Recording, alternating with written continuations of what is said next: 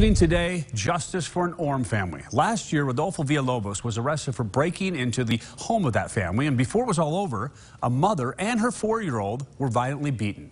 Well, today, Villalobos was handed his prison sentence. News 4 Utah's Marcus Ortiz has the story. Even though the victim and her family got the justice they were seeking, the emotional scars are still there. This was that call that I dreaded to ever hear, and in the last 8 months, my life has been turned upside down. Steve Peterson is an officer with Unified Police, but he's also a husband and father of a woman and a 4-year-old who were brutally beaten in a home invasion last year in Orem. Let's kill me, or you're gonna take me in. The man who attacked them was Rodolfo Villalobos, seen here being arrested by Orem police the night of the home invasion.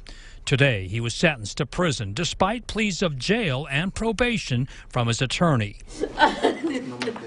His family left the courtroom in tears. We know that this has affected them as well, and that while it may not be in his nature to have done this, I feel that, this is definitely the justice that needed to be seen through at this time. His wife told the court about being choked and thinking she was going to die. She says her children and herself were so terrified they had to move out of the home.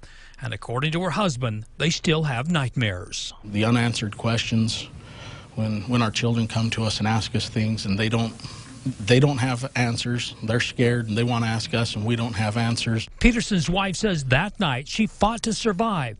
She didn't want to leave her children motherless, but she still felt helpless, telling the judge she failed to protect her own daughters. It was extremely heartbreaking to hear that.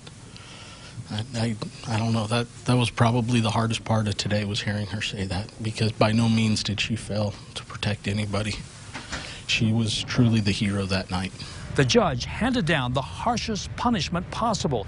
When combined, he could be serving 15 years to life in prison. In Provo, Marcus Ortiz, News 4 Utah.